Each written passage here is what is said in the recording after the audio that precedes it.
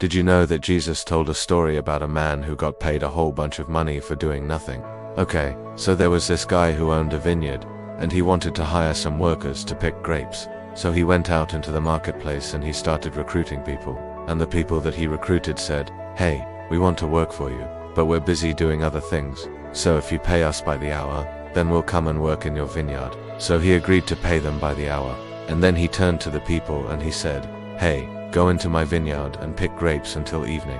And they did. And when the evening came, he paid them their wages. But he noticed that there were some people standing around who hadn't done anything. And he asked them, "Why aren't you working?"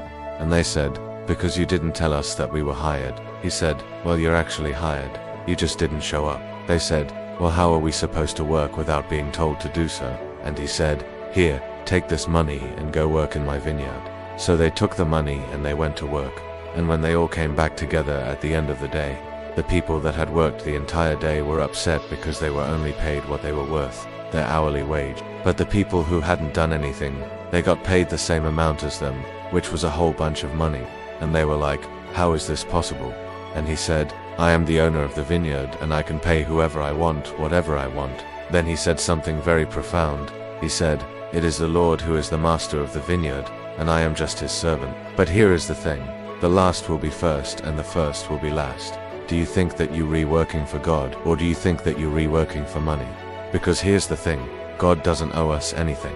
We actually owe him everything. And if we love him and we want to serve him, then we should do it willingly. Otherwise, we are serving ourselves and we are not serving God. Thanks for watching and I'll see you next time.